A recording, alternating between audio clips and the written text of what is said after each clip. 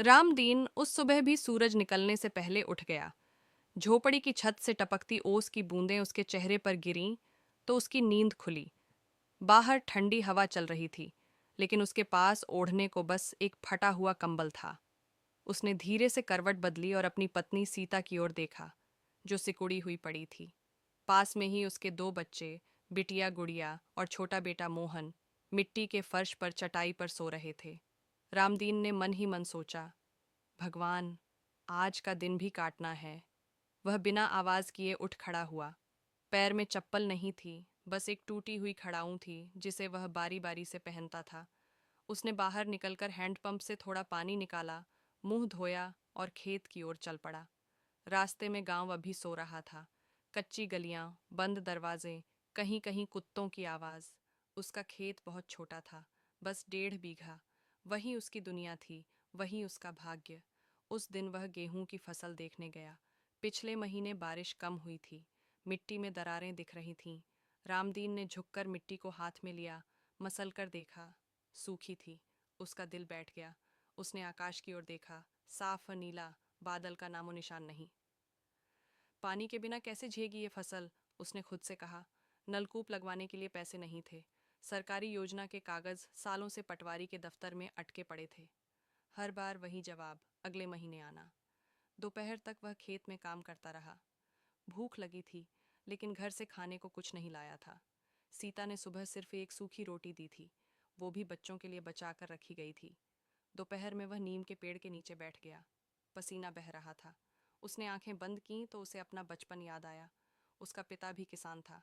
गरीबी तब भी थी, लेकिन उम्मीद ज्यादा थी। अब उम्मीद भी महंगी हो गई थी। शाम को वह घर लौटा। सीता चूल्हे पर बैठी थी। चूल्हे में लकड़ी नहीं थी, बस कुछ उपले सुलग रहे थे। आज क्या बना है? रामदीन ने धीमे से पूछा। सीता ने आंखें नीचे झुका लीं। बस नमक पानी की रोटी। आज अनाज खत्म हो गया।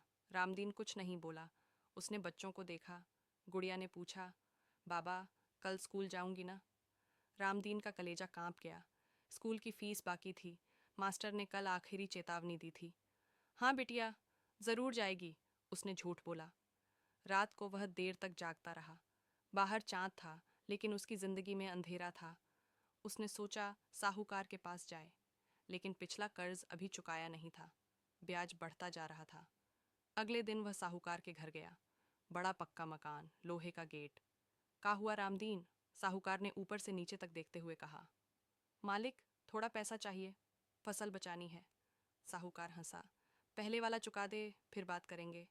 रामदीन के हाथ कांपने लगे। मालिक, बच्चे भूखे हैं। मेरी दुकान दानखाना नहीं है, कहकर साहूकार अंदर चला गया। रामदीन खाली हाथ लौट आया। रास्ते में उसे गांव के कुछ किसान मिले। कोई शहर मजदूरी करने जा रहा था, कोई ट्रैक्टर वाले के पीछे काम मांग रहा था। उस रात सीता बुखार में तपने लगी। पैसे नहीं थे दवा के। रामदीन ने पूरी रात उसके माथे पर गीला कपड़ा रखा। तीसरे दिन उसने फैसला किया, वह शहर जाएगा मजदूरी करने। सुबह वह बच्चों को देखता रहा। गुड़िया की आंखों में आंसू थे। बाबा, जल्दी लौट आना। रामदीन ने सिर हिलाया और चल पड़ा। शहर उसके लिए किसी और दुनिया जैसा था। ऊंची इमारतें, तेज आवाजें। उसे एक निर्माण स्थल पर काम मिला। ईंट ढोना, सीमेंट उठाना। दिन भर की मजदूरी, 300 रुपये। उसने सोचा, इतने में घर चल जाएगा। लेकिन शहर आसान नहीं था। रहने को जगह नहीं, खाने को महंगा खाना। कई रातें उसने फुटपाथ पर काटी।